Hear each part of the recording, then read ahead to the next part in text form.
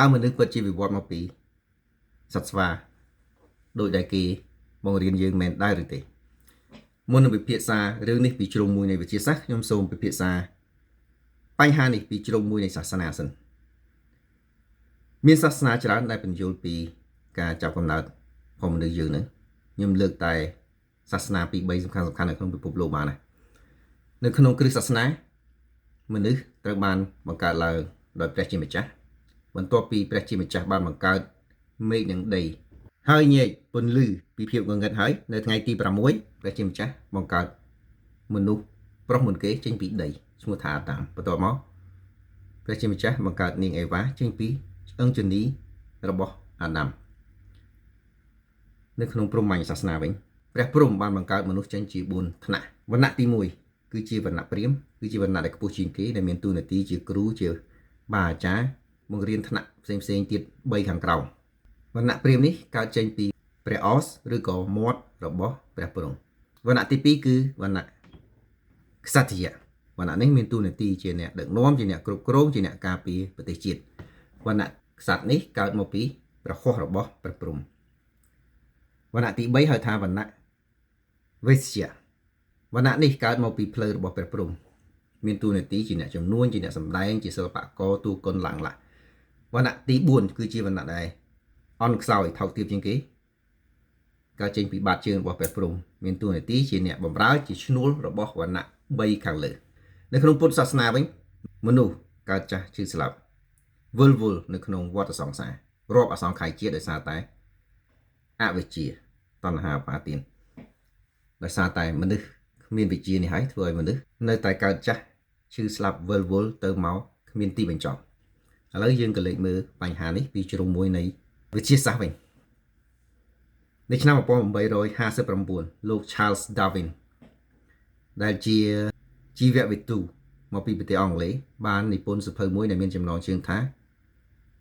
ដើមកំណើតភាវៈរស់ជាភាសាអង់គ្លេស On the Origin of Species នៅក្នុងនោះគាត់បានបង្កើតទ្រឹស្ដីមួយហៅថាជំរើសពីធម្មជាតិគាត់បញ្ជាក់ថារាល់សត្វទាំងអស់ដែលមានជីវិតនៅលើផែនដីនេះរួមមានទាំងមនុស្សសត្វហើយនិងរុក្ខជាតិផងដែរ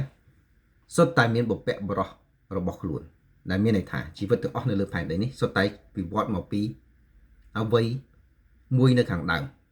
តាមទ្រឹស្ដីជំរើសពីធម្មជាតិឬក៏ natural selection អ្វីទាំងឡាយណាដែលមិនអាចសម្របខ្លួននឹងធម្មជាតិបាននឹងស្លាប់ដោយពូជហើយអ្វីដែលរស់រានមានជីវិតដល់សប្តាហ៍ថ្ងៃនេះសុទ្ធតែមកពីជីវិតទាំងអស់នោះអាចសម្របទៅនឹងការប្រែប្រួលនៃពិភពលោកនៃបរិយាកាសបានឥឡូវយើងមានបញ្ហាមួយឧទាហរណ៍ថាឥឡូវបុព្វបុរសចុងក្រោយរបស់មនុស្សនឹងគឺ Homo sapiens តាមការបញ្យល់របស់ Charles Darwin ទាក់ទងនឹងទ្រឹស្ដីជំរើសពីធម្មជាតិអ្វីទាំងអស់នៅក្នុងโลกនេះមនុស្សសត្វរុក្ខជាតិសុទ្ធតែមានបុព្វបុរសរបស់ខ្លួនបុព្វបុរសរបស់មនុស្ស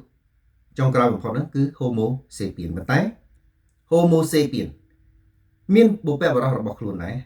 ហៅថា Homo neanderthal Homo neanderthal កើតមកពី Homo erectus មាន Homo habilis ជាបុព្វបុរសមុន Homo habilis នេះមាន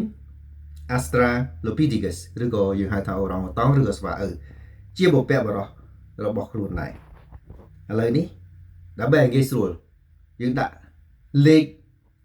ឲ្យបុព្វបុរសរបស់យើងតែម្ដងទៅខ្ញុំដាក់ថាឥឡូវឧទាហរណ៍ថា Homo sapiens លេខ5 Homo neanderthal លេខ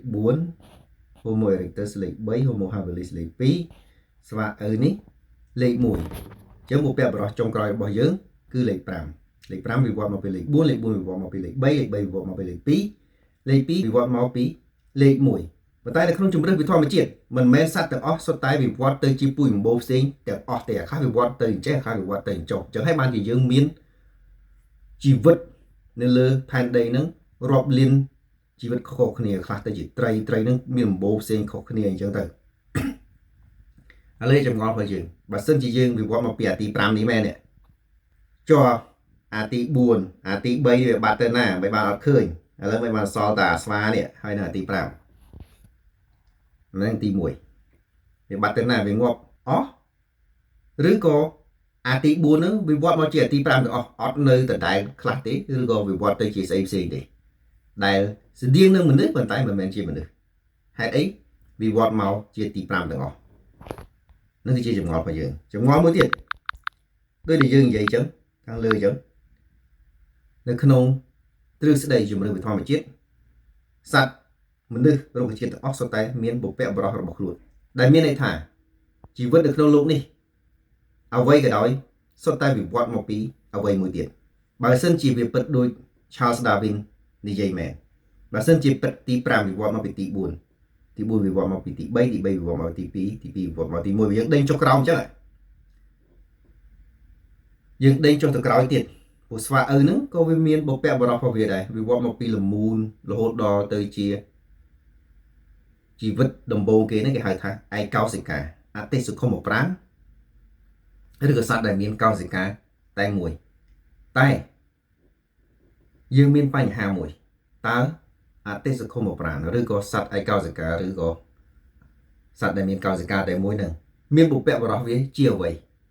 ព្រោះវាមិនអាចវិវត្តមកពីទទេបានទេអូខេចុងក្រោយនេះបងប្អូនអរគ្នាតើមនុស្សកើតមកពីណាឲ្យពិតប្រាកដគ្រាន់តែសំណួរសាមញ្ញមួយតាក់ទងទៅនឹងពងមាន់ហើយនឹងមេមាន់មនុស្សមិនទាន់ដោះស្រាយបញ្ហានេះបានទេថាតើមេមាន់កើតមុនពងមាន់ឬក៏ពងមាន់កើតមុនមេមាន់តើមនុស្សកើតមកពីណាឲ្យពិតប្រាកដ